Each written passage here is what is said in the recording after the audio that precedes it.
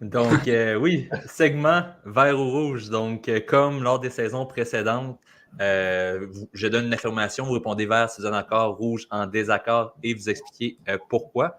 Donc, avant le podcast, je vous ai envoyé des questions, vous m'êtes revenu avec des retours et on a une égalité de 2-2 dans chacun de nos verts ou rouges ce soir. Donc, je m'attends à des discussions à ce niveau-là.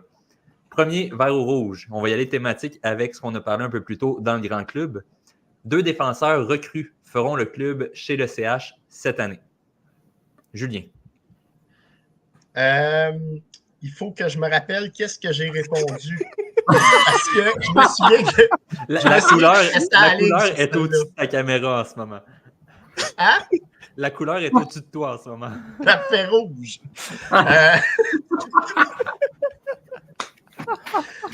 Donc, c'est rouge. Écoute, c'est la première. Je vais me prendre des notes la prochaine fois.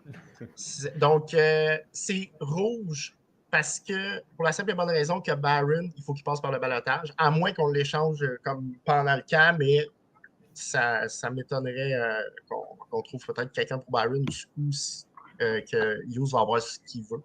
Ce qu'on semble dire cet été que c'était un choix de première ronde. Je ne pense pas qu'il va avoir ça pour Justin Barron. Donc, à cause que lui doit rester, mettons qu'on se dit 7 défenseurs, donc ça va être soit Lane Hudson ou Logan Mayou. Puis là, en plus, il y a Struble qu'on ne parle pas, mais que lui, il pourrait probablement rester aussi. Là. Donc, je vais y aller avec rouge, mais je pense qu'il y a soit Hudson ou Mayou qui vont le faire. Éloi? Moi, je vais avec vert. Pour la raison que Hudson, à mon avis, pour l'avoir vu jouer, c'est pas mal sûr là, pour moi qu'il va être dans le grand club cette saison. Il est juste tellement solide, tellement un bon patineur, manière de rondelle, tout. Puis des qualités que ses coéquipiers n'ont pas nécessairement autant que lui non plus. Fait qu'il va amener comme une dimension différente à l'équipe en défensive. Pour moi, Lane Hudson fait l'équipe. Sinon, Logan Mayou, je pense qu'il va prendre ce step-là. Vous en avez parlé tantôt, les gars, dans le premier segment en début d'émission. Mayou, il a vraiment... Non seulement il a bien fait à Laval l'année passée, mais il y a une certaine maturité dans son jeu, puis dans sa façon d'être aussi, très aimé par ses coéquipiers à Laval, là, selon tout le monde. Je pense que c'est le temps pour lui de passer à la prochaine étape.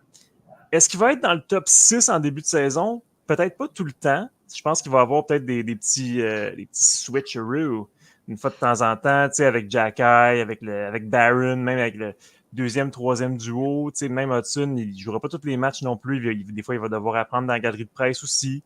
Fait que, pour moi, qu'ils prennent 2 recrues, je pense que ce ne serait pas nécessairement 2 dans le top 6 en début de saison. Mais je pense qu'ils vont en prendre 2, puis ils vont s'arranger pour que ces gars-là soient là. Pierre-Carl? Moi, j'ai dit rouge. Je vois Engstrom et Reinbacher, premièrement, là, à Laval. Quand même une congestion à la ligne bleue. Donc, à moins que Engstrom là, connaisse un camp du tonnerre, il y a beaucoup de défenseurs. Donc, je pense qu'il va aller s'adapter, en fait, au hockey nord-américain à Laval. Même chose du côté de Reinbacher. Il a quand même juste 19 ans. Oui, il a joué en fin de saison à Laval, mais ça a été une dizaine de parties. Donc, je pense qu'il n'y a pas de presse dans son cas, étant donné qu'on a beaucoup de défenseurs, autant des jeunes que des vétérans qui sont là. En moins de blessures, c'est sûr qu'ils vont pouvoir monter. Moi, je pense que, comme Julien, ça joue entre Hudson et Mayou.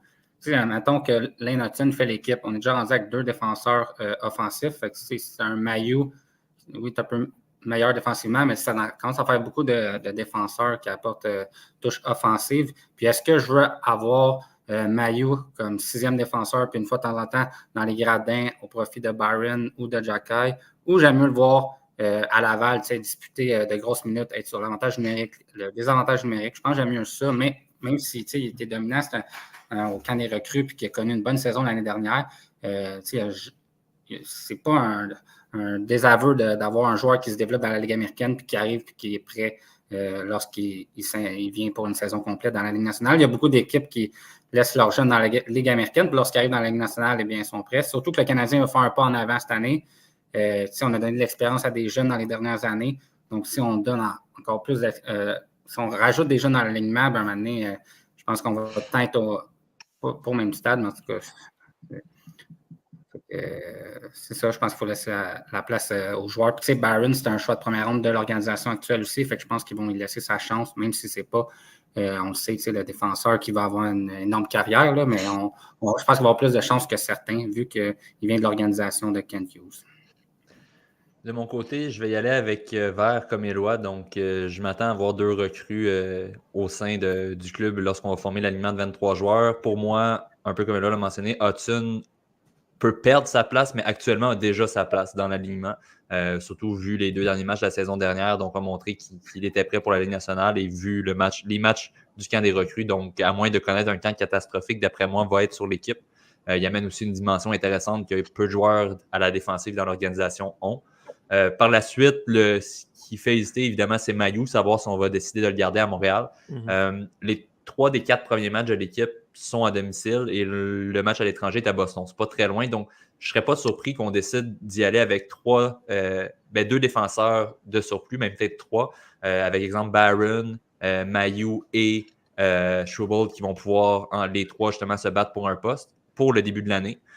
Et peut-être, exemple, d'avoir seulement un 12 attaquants et pas nécessairement avoir un attaquant d'extra, puisqu'on peut faire des rappels à tout moment sans avoir trop de problèmes. Je pense pas qu'exemple, si on décide de renvoyer Barré-Boulet en bas, qu'une équipe va sauter sur l'occasion nécessairement pour aller le chercher au balotage. Donc, je pense qu'on va y aller plus de cette façon-là, à se dire, les défenseurs, on le sait, Barron, il y a un risque qu'il soit pris, donc on va y aller avec moins d'attaquants pour commencer l'année, mais on va laisser une chance aux défenseurs dans l'organisation. Je pense justement, si Mailloux a un très bon camp, ben, ça ne faudrait pas être surpris qu'il commence la saison à Montréal dans son cas. Deuxième affirmation. Patrick Laine, dont on a parlé un petit peu plus tôt, marquera plus de buts que Cole Caulfield en 2024-2025. Pierre-Carl. Rouge, je pense que Caulfield va faire plus de buts. Laine a manqué beaucoup de temps dans les dernières années. Niveau... il a pris du temps pour lui. Donc, je pense qu'il faut lui laisser du temps un petit peu avant de revenir au top de sa forme. Cole Caulfield, l'année passée, a eu une bonne saison. Ça a pris du temps avant qu'il prenne son envol. Je pense qu'il a peaufiné un peu plus son jeu dans l'ensemble. Je pense qu'il va être prêt cette année, surtout avec la compétition avec un autre marqueur comme Laine. Je pense que ça va le pousser encore plus haut. Il a fait 26 et 28 buts dans les 2 dernières saisons. Donc, je le vois atteindre peut-être un 33-35 buts cette année. Donc, c'est une bonne acquisition. Patrick Laine, c'est un beau pari, mais je pense que pour la première année, du moins, Caulfield va être plus performant. De mon côté, je vais avec Vert. J'ai confiance en l'acquisition de Patrick Laine. Donc, je vois Laine devancer Cole Caulfield en termes de buts. C'est sûr, oui, Laine a manqué du temps dans les dernières années pour des raisons personnelles. Je pense que c'est en partie derrière lui. Donc, je ne pense pas que ça rentre dans l'équation à mes yeux. Puis aussi, en termes de blessure, Caulfield, pas l'an dernier, mais l'autre année d'avant, a été blessé la moitié de la saison. N'a pas joué, je pense, a joué une 40aine de matchs. Donc, oui, il était sur un très bon pace à ce moment-là. Mais des blessures ou des absences, ça peut arriver à tout le monde. Donc, si j'enlève ça de l'équation, pour moi, Laine est un meilleur joueur que Cole Caulfield, bien que Caulfield le fait très bien. Et je m'attends à ce qu'assez rapidement, justement, on lui donne davantage de responsabilités. Puis il va être dans un environnement parfait pour produire à Montréal. Donc, je m'attends à ce que Patrick Laine dépasse Cole Caulfield en nombre de buts, mais ça risque d'être quand même très serré. Puis tant mieux, ça fera une compétition à l'interne qui permettra aux Canadiens de marquer davantage cette année. Julien? Vert, je pense également que Laine va faire plus de buts que Caulfield. Il est meilleur, c'est tout simplement. C'est Caulfield, mais je pense qu'il y a encore plus de puissance dans son tir. En fait, il y a plus de puissance dans son tir, autant de, de précision, puis énorme. Donc, écoute, il est peut-être juste un peu moins agile au niveau des patins, mais il a une très bonne vitesse. Non, c'est sûr que Laine, normalement, devrait être meilleur que Caulfield au niveau des buts, puis on l'a vu d'ailleurs en début de carrière. Donc, je pense que dans un bon environnement, il va être capable de produire au-dessus de Caulfield. Éloi? Ouais, moi j'étais avec Rouge pour celle-là. Pas parce que j'ai pas confiance en Laine, mais parce que je crois vraiment que cette année, c'est l'explosion de Cole Caulfield. Offensivement, il y a 2 ans, il y avait quand même 26 buts en 46 matchs. L'an passé, ça a commencé un peu plus lentement. Il se cherchait un petit peu. Il apprenait aussi à jouer dans les 2 sens de la patinoire plus. Il y avait beaucoup de choses à assimiler. Cette saison, je pense que là, ça va être tout assimilé. Tous les outils sont là maintenant. Puis écoute, j'ai vraiment confiance que Cole Caulfield va avoir sa meilleure saison. Après ça, l'année, je pense qu'il va avoir une très bonne saison aussi. Il a tout le potentiel pour le faire. Mais c'est ça. Je pense que je donnerais un petit edge à Cole Caulfield. Pensez-vous que, je sors un peu du verre rouge, pensez-vous que Caulfield demeure sur le premier trio avec Suzuki et Slavkovski toute l'année? Ou l'année prend sa place éventuellement?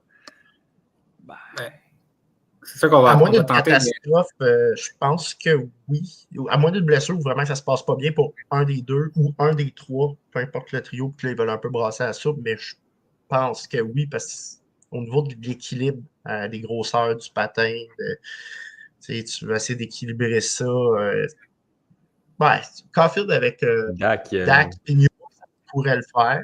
C'est un peu plus petit, mais au niveau de la vitesse, c'est bon. L'année Slavkovski, Suzuki, c'est sûr que c'est bon aussi. Là. Ouais, tout se peut. Mais je pense que la majorité des matchs, ça va être comme on pense que ça va être. Mais je pense qu'on va essayer la la meilleure combinaison possible là aussi. Je pense qu'on va faire plusieurs expériences en fait, mais en général, je pense que ça va être Cole Caulfield sur le premier trio. C'est ça, sur 82 matchs, il y a toujours un petit peu de variation. Il y a des slumps de 2 semaines. Puis là, tu changes les trios un petit peu. Grosso modo, je pense que Caulfield va être le premier quand même la majorité du temps. Pas mal ça. Ouais, ben c'est ce que j'ai hâte de voir parce que, tu sais, veut pas, depuis quelques saisons, ben en fait, depuis deux ans, on a comme identifié Suzuki et Caulfield toujours ensemble sur le premier, mais tu n'avais pas d'autres éléments qui pouvaient être sur ce premier trio-là. Donc, tu sais, on n'avait comme pas vraiment le choix. Ça a été par un automatique, on doit les mettre ensemble. Mais maintenant que tu as de la part, justement, tu as un Laney, tu as un Dak qui devrait être en santé, je me dis, ben peut-être que justement, ça serait une opportunité d'essayer des nouvelles combinaisons. Puis j'ai bien hâte de voir ce qu'on va faire là, à ce niveau-là cette année. Prochaine affirmation. On reste dans la division centrale qu'on a parlé dans le forum LNH. Brock Faber fera plus de 55 points cette année. L'an dernier, il y en a eu 47 au cours de la saison, donc ce serait une amélioration de 8 points par rapport à l'an passé. Donc, je vois l'hésitation de Julien, donc je vais y aller pour commencer avec Éloi.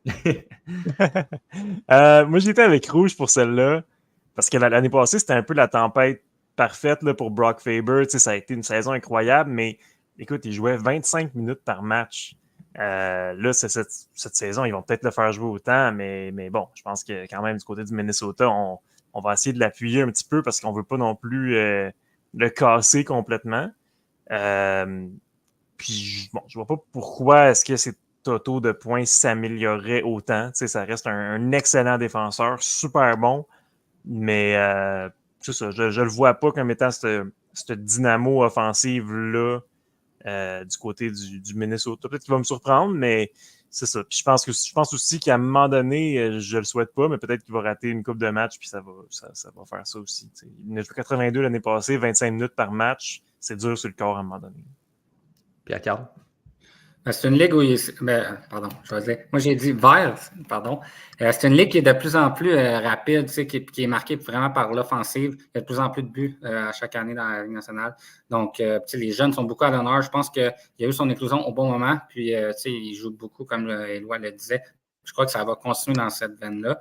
Il va avoir des chances de produire au sein de la première paire de défense et ainsi que la première vague d'avantages numériques avec des Kaprizov, Boldy, Zuccarello. Je pense qu'il va ramasser des points par-ci puis par-là. Donc, je pense qu'il est capable, en fait, de faire en haut de 55 points. Mais je n'irai pas jusqu'à 70, là, mais tout juste en haut de 55 points. Julien? Je vais dire rouge. Premièrement, c'est sa deuxième année.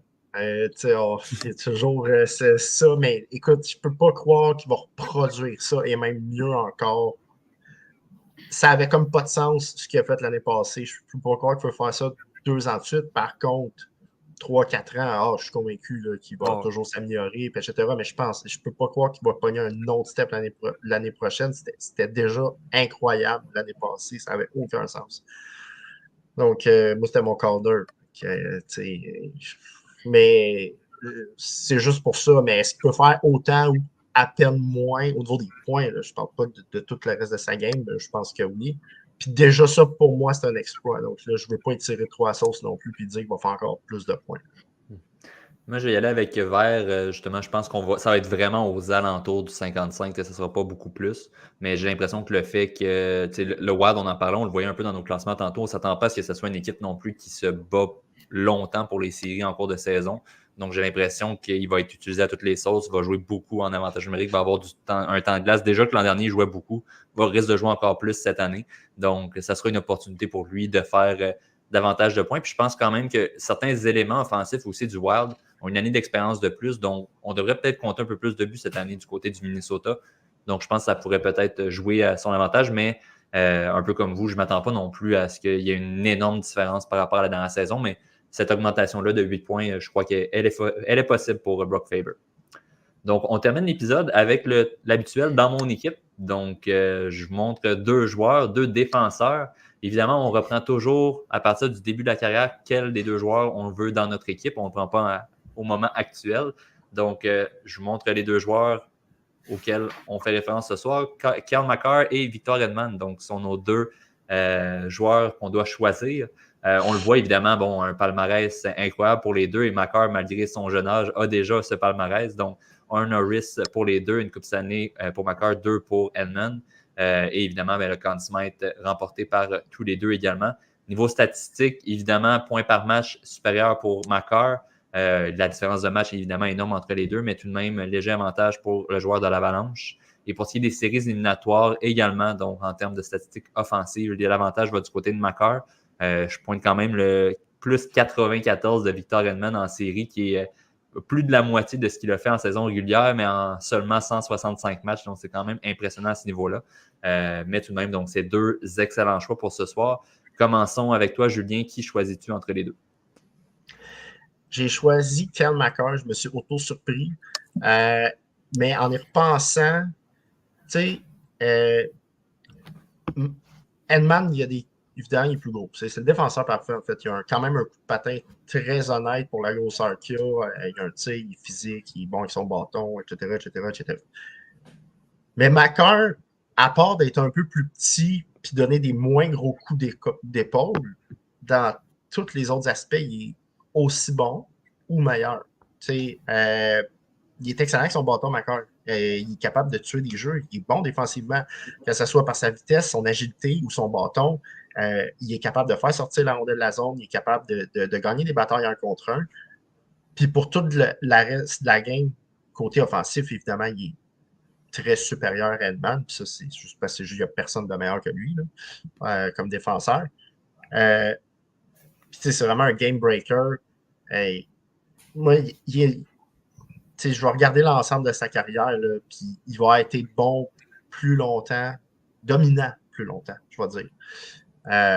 Donc, j'y vais avec Cale Makar, puis ça fait aussi beaucoup avec la Ligue nationale d'aujourd'hui, mais ça, c'est plate de se faire comparer parce qu'ils n'ont pas le même style, puis ce qui est plate aussi, c'est qu'Hedman, il est excellent, là, ça me fait chier un peu de pisser sur Hedman, mais là, j'ai pas le choix pour me justifier. Fait que, c'est pour ça que j'y vais avec Cale Makar. C'est un peu comme qu'on avait fait la comparaison Gretzky le mieux, puis que la majorité avait pris le mieux quand même. Donc, ouais, c'est ça. Et là? Ouais, écoute, moi de mon côté, j'ai vraiment pensé prendre Makar, mais j'étais allé avec Hedman, finalement. Donc, c'est ça. Pour vrai, Makar, il est tellement, tellement incroyable. C'est comme le Bobby Orr des temps modernes. Puis j'ai été surpris en plus en checkant les statistiques. Il a bloqué quasiment 150 tirs l'année passée. Donc, on n'en parle pas beaucoup de ça. Victor Hedman n'a jamais bloqué autant de tirs dans une saison que Cale Makar. Fait que, pour vrai, c'est intéressant à regarder. J'ai quand même pris Hedman pour, je dirais, peut-être l'influence sans la rondelle qu'il peut avoir sur un match. C'est quasiment une opinion personnelle rendue là, mais c'est ça, c'est juste les attaquants adverses. Quand tu arrives devant Victor Hedman, il n'y a pas de statistique qui détermine ça, mais je pense que ça a vraiment, vraiment une influence. Sinon aussi, il y a le fait que Cale Makar, là, il est jeune en ce moment. Son jeu est basé sur le patinage, sur l'agilité, sur l'offensive, mais comment que ça va vieillir, ce style de jeu-là? Peut-être que ça va très, très bien vieillir et qu'il va être encore bon à 33, à 35, mais on a vu des défenseurs par le passé. Bobby Orr notamment, mais aussi des gars comme Subban, que le patinage puis l'offensive, ça fait partie vraiment d'une manière importante. C'est pas nécessairement... Bon, Subban, c'est pas Makar, là, mais ça fait partie de leur jeu. Puis quand ils vieillissent, c'est plus difficile. Cette adaptation-là reste approuvée. Tandis que Victor Edman, son jeu, il vieillit bien. Il n'y a pas de trouble avec ça. Fait que ça, il y a cet aspect-là aussi à considérer. Pierre-Carl? Moi, j'ai été avec Cale Makar. Écoute, je pense que c'est vraiment une question de préférence. Là. C'est les deux des meilleurs quasiment défenseurs dans la Ligue nationale. C'est sûr que défensivement, en fait, pour la carrière aussi qu'il connaît, là, ça serait du côté de Edman. Mais pour tout ce que Cale Makar fait offensivement, je suis capable de vivre avec quelques erreurs défensivement. Il est tellement rapide, il sort, comme Julien a tout très bien résumé, là, il sort la rondelle assez rapidement du territoire, puis il crée beaucoup de chances de marquer. Donc, c'est pour ça que je le prends. En fait, il n'y a pas de mauvaise raison ou de bonne raison de prendre un ou l'autre. Les deux sont excellents. Non, effectivement, de mon côté, j'y vais avec Victor Edman. En partie, pour ce que Édouard mentionnait, la longévité, on a déjà vu ce que Edman est capable de faire jusqu'à son âge actuel. Tandis que Makar, il y a encore une incertitude à ce niveau-là. Ça reste que, je vous montrais le palmarès des deux tantôt. Makar a déjà le même palmarès pratiquement qu'Edman. Et il a à peine 24-25 ans. Donc, c'est fou. Là. Il y a encore place à améliorer ses statistiques personnelles et ses différentes distinctions qu'il va remporter au fil des années. Mais j'ai quand même, c'est ça, j'ai l'impression quand même que Edman a prouvé sur le long terme tout ce qu'il pouvait apporter à une équipe. J'ai l'impression que son style de jeu, dans 3-4 ans, il pourrait encore être un des meilleurs défenseurs de la Ligue nationale malgré son âge. Donc, c'est une pièce angulaire du Lightning de Tampa Bay. Et j'y vais avec Victor Edman pour la longévité, mais j'ai hâte de voir dans quelques années ce que Makar va avoir accompli. Puis probablement que notre choix pourrait changer d'ici là également.